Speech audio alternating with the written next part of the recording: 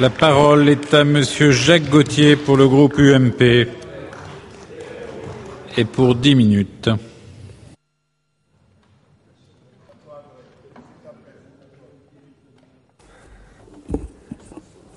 Monsieur le Président, Monsieur le Ministre, Monsieur le Président de la Commission des Affaires étrangères, de la Défense et des Forces armées, Monsieur le Président de la Commission des Finances, Messieurs les rapporteurs, mes chers collègues, je tiens à saluer à mon tour l'importance des crédits consacrés à la mission défense du projet de loi de finances 2010. Les chiffres parlent d'eux-mêmes. 30,12 milliards de crédits budgétaires hors pension, plus de 2 milliards issus du plan de relance et des recettes exceptionnelles, mais elles ont été largement évoquées. Et surtout, et je voudrais insister sur ce point, 17 milliards d'euros de dépenses d'équipement pour les études, la dissuasion, les opérations d'armement, les infrastructures et l'entretien des programmes des personnels et matériels. Ces sommes s'inscrivent pleinement dans la trajectoire de la loi de programmation militaire 2009-2014 que nous avons votée en juillet dernier. Elle représente un nouvel effort significatif de notre pays pour moderniser son outil de défense et l'adapter aux nouveaux risques et vulnérabilités définis par le livre blanc. Les crédits 2009 représente, nous le savons tous, un record qui risque de rester inégalé. Mais je constate que les sommes engagées pour 2010 sont très supérieures au budget précédent, y compris 2008, avec une priorité que je salue encore aux équipements. Je voudrais insister un instant sur le courage, le pragmatisme et la lucidité de la réforme engagée. Suite aux conclusions du long travail de réflexion conduit avec le livre blanc, il a été possible de redéfinir un format opérationnel plus contraint qui corresponde mieux à nos besoins et à nos capacités, d'intégrer la nécessaire organisation de nos soutiens et de l'administration, notamment en termes de mutualisation avec les bases de défense, de sanctuariser les économies ainsi réalisées pour améliorer la condition militaire, mettre en œuvre les restructurations, engager les moyens supplémentaires pour les équipements de nos forces et le maintien en condition opérationnelle des matériels. Tout cela en réformant une carte militaire trop longtemps immuable et marquée par l'histoire et un ennemi germanique ou soviétique qui ne pouvait venir que de l'Est. Dans le peu de temps qui m'est imparti, il est impossible de décliner toutes les livraisons prévues en 2010. Je veux cependant souligner, surtout après l'intervention de ma collègue de Messine, que face à l'insécurité nucléaire internationale qui progresse, je me félicite de l'arrivée de la première dotation du missile M51 et la livraison du 4e sous-marin nucléaire lanceur d'engin nouvelle génération, le Terrible. Je voudrais saluer la livraison des 4 premiers hélicoptères NH-90 que la Marine attendait depuis plusieurs années et de 7 hélicoptères Tigre supplémentaires à l'armée de terre. Bien sûr, l'arrivée de 11 Rafale standard F3, après la commande que vous avez passée il y a quelques jours, Monsieur le Ministre, de 60 appareils supplémentaires. Les besoins pour les opérations extérieures ne sont pas oubliés. Entre autres, 274 armements air-sol modulaires A2SM, 6 nacelles Reco NG destinés aux Rafale standard 3, l'achat sur étagère, il a été évoqué par un de mes collègues, des missiles moyenne portée de type Fire and Forget, certainement Javelin ou Spite, en complément du missile Milan et dans l'attente de la définition du successeur de celui-ci, Monsieur le Ministre. Bien sûr, et nous les avons vus en chaîne de fabrication, la livraison de 99 VBCI et de 44 véhicules blindés légers VBL. On a toujours besoin d'un bouffon du roi, Monsieur le Ministre. Les commandes 2010 ne sont pas en reste, tant au niveau de la dissuasion, du commandement et maîtrise de l'information, de l'engagement combat, que dans les domaines de la projection, mobilité, soutien ou de la protection sauvegarde. Je me félicite, et j'y viens, chers collègues, du premier vol dans quelques jours de l'Airbus A400M, cet avion de transport stratégique et tactique auquel nous croyons pleinement.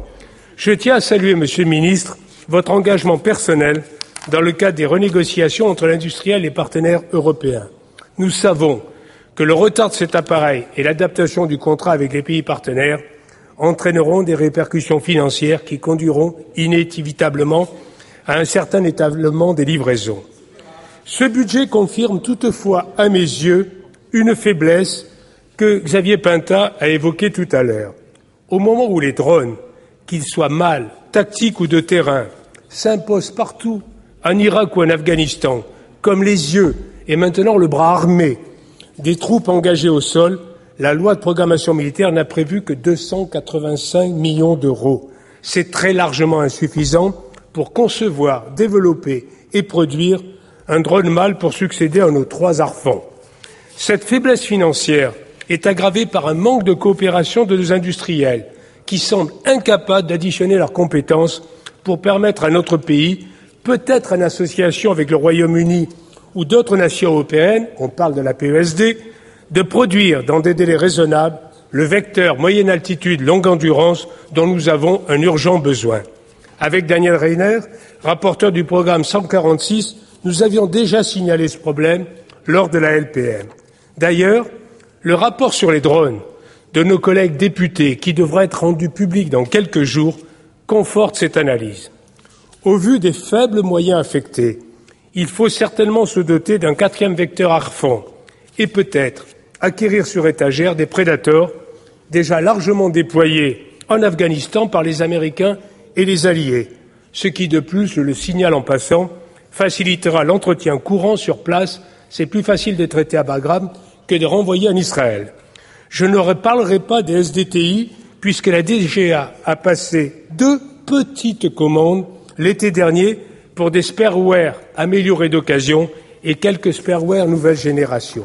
Par contre, Monsieur le Ministre, il faut que ADS et la DGA confirment une fois pour toutes les modifications demandées sur les systèmes de DRAC déjà livrés, afin que ces mini-drones de terrain puissent être déployés avant l'été dans le FOB de Kapisa et de Surobi pour apporter chaque fois que nécessaire une reconnaissance visuelle ou infrarouge à nos troupes opérant dans les vallées de ces provinces. À défaut, si le résultat n'était pas à la hauteur de nos besoins, il conviendrait d'acheter en urgence des mini-drones disponibles sur le marché, comme vient de le faire le COS. Je sais, Monsieur le Ministre, que vous êtes conscient de ce problème et espère que vous prendrez les mesures au début de l'année 2010 lors d'un prochain comité ministériel d'investissement. Je souhaite rendre un hommage solennel à nos soldats, qu'ils soient sur le territoire national ou en OPEX, mais saluer aussi leurs familles. Tous méritent d'être soutenus par les représentants des nations et par leurs concitoyens.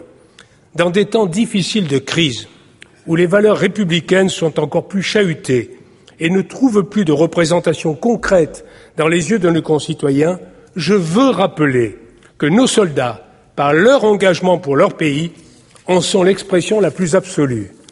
Si le groupe UMP du Sénat votera et soutiendra avec force les crédits de la mission défense pour l'année 2010, il est aussi de notre devoir de valoriser l'engagement de nos soldats, et cela auprès de la société civile qui, depuis la fin de la guerre froide, témoigne une certaine incompréhension face aux interventions menées à des milliers de kilomètres et à leurs exigences.